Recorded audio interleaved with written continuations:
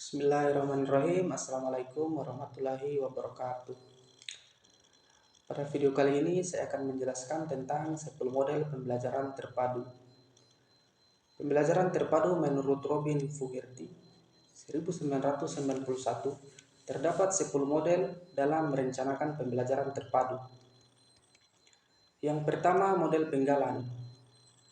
Model penggalan yaitu model pembelajaran konvensional yang terpisah secara mata pelajaran atau model tradisional yang memisahkan secara diskrit masing-masing mata pelajaran. Menurut Padmono pada bukunya, pembelajaran terpadu melalui kurikulum terpadu dalam satu disiplin ilmu menyatakan bahwa pembelajaran terpadu melalui kurikulum terpadu terjadi jika seorang guru memiliki keinginan agar siswa setelah menempuh pembelajaran satu kurun waktu tertentu memiliki kemampuan atau kecakapan tertentu. Keuntungan pembelajaran model ini adalah siswa menguasai secara penuh satu kemampuan tertentu untuk tiap mata pelajaran. Ia ahli dan terampil dalam bidang tertentu, sedangkan kekurangannya adalah ia belajar hanya pada tempat dan sumber belajar dan kurang mampu membuat hubungan atau integrasi dalam konsep sejenis. Yang kedua, model terhubung. Model terhubung yaitu dalam setiap mata pelajaran berisi konten yang berkaitan antara topik dengan topik dan konsep dengan konsep dalam satu mata pelajaran. Keuntungan yang diperoleh dalam model terhubung ini adalah adanya hubungan antara ide-ide dalam satu mata pelajaran. Anak akan memperoleh gambaran yang lebih jelas dan luas dari konsep yang dijelaskan, dan siswa diberi kesempatan untuk melakukan pedalaman, tinjauan, memperbaiki, dan gagasan secara bertahap. Kekurangan dalam model ini belum memberi gambaran yang menyeluruh karena belum menggabungkan bidang-bidang pengembangan mata pelajaran lain. Yang ketiga, model tersarang. Model tersarang yaitu model pembelajaran terpadu yang merupakan pengintegrasian kurikulum dalam satu disiplin ilmu dengan memfokuskan pada sejumlah keterampilan belajar yang ingin dilatih oleh guru kepada siswa dalam satu unit pembelajaran untuk ketercapaian materi pelajaran yang meliputi keterampilan berpikir, keterampilan sosial, dan keterampilan mengorganisir. Kelebihan model ini yaitu guru dapat memadukan beberapa keterampilan sekaligus dalam pembelajaran satu mata pelajaran, memberikan perhatian pada berbagai bidang penting dalam satu, sehingga tidak memerlukan penambahan waktu dan guru dapat memadukan kurikulum secara luas. Kekurangannya adalah apabila tanpa perencanaan yang matang, memadukan beberapa keterampilan yang menjadi target dalam satu pembelajaran akan berdampak pada siswa di mana prioritas pembelajaran menjadi kabur. Yang keempat, model terurut. Model terurut yaitu model pembelajaran di mana saat guru mengajarkan suatu pembelajaran, guru dapat menyusun kembali topik mata pelajaran lain dalam urutan pembelajaran itu dalam topik yang sama atau relevan. Kelebihannya yakni dengan menyusun kembali urutan topik bagian dari unit, guru dapat mengutamakan prioritas kurikulum daripada hanya mengikuti urutan yang dibuat penulis dalam buku. Teks membantu siswa memahami isi pembelajaran dengan lebih kuat dan bermakna, sedangkan kekurangannya yaitu diperlukan kolaborasi berkelanjut dan fleksibilitas semua orang yang terlibat dalam area terhubung dalam mengurutkan sesuai peristiwa terkini. Yang kelima, model terbagi. Model terbagi yaitu model pembelajaran terpadu di mana pengembangan disiplin ilmu yang menyaingi kurikulum silang, misalnya matematika dan IPA, disejajarkan sebagai ilmu pengetahuan.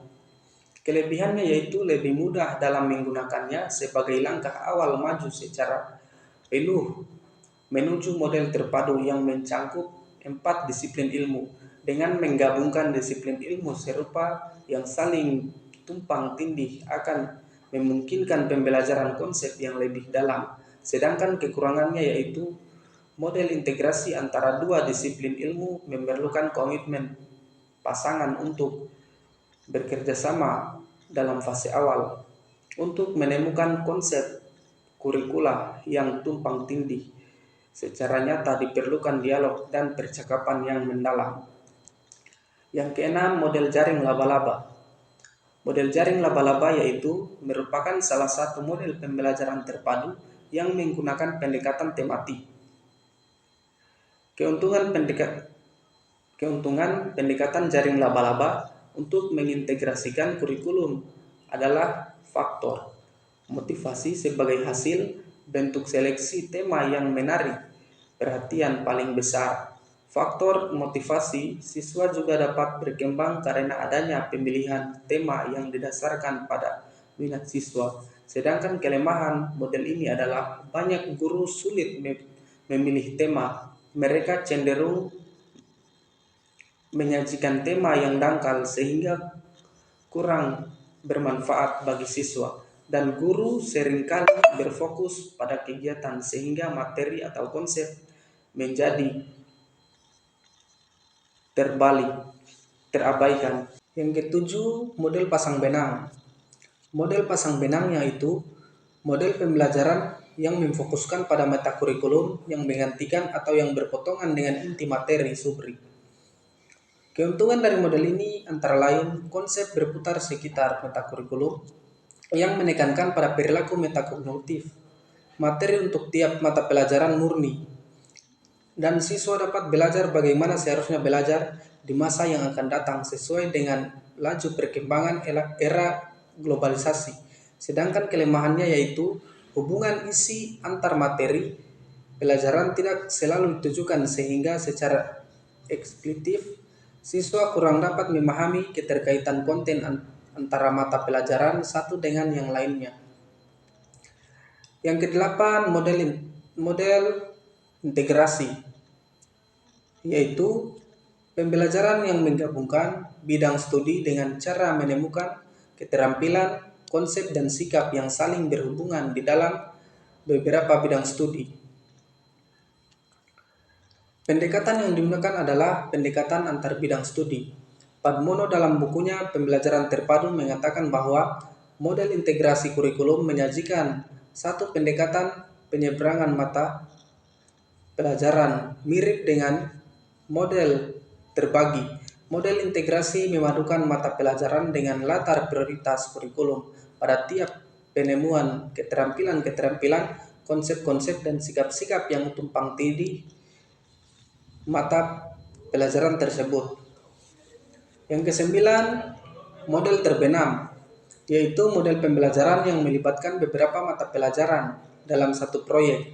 Misalnya seorang mahasiswa yang memperdalam ilmu kedokteran, maka selain biologi, kimia, komputer, ia juga harus mempelajari fisika dan setiap mata pelajaran tersebut ada kesatuannya. Model ini merupakan satu dari model yang memungkinkan pelajaran menyeberang atau tetap di dalam mata pelajaran tenggelam dalam minat dan kemauan untuk belajar. Kelebihan dari model ini adalah setiap siswa mempunyai ketertarikan, maka pelajaran yang berbeda, maka secara tidak langsung siswa yang lain akan belajar dengan siswa lainnya. Mereka terpacu untuk dapat menghubungkan mata pelajaran yang satu dengan yang lainnya.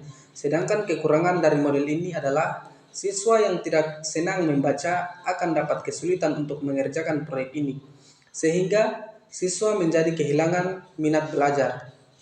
Yang terakhir, yang ke-10 adalah model jaringan. Model jaringan yaitu model pembelajaran yang berupa kerjasama antara siswa dengan seorang ahli dalam mencari data, keterangan, atau lainnya sehubung dengan mata pelajaran yang disukainya atau yang diminatinya, sehingga siswa secara tidak langsung mencari tahu dari berbagai sumber. Sumber dapat berupa buku bacaan, internet, TV, teman, kakak, orang tua, dan sebagainya yang dianggap ahli olehnya. Siswa memperluas wawasan belajarnya sehingga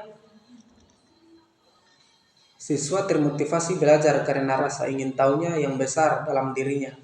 Kelebihan dari model ini adalah siswa memperluas wawasan pengetahuan pada satu atau dua mata pelajaran secara mendalam dan sempit sasarannya.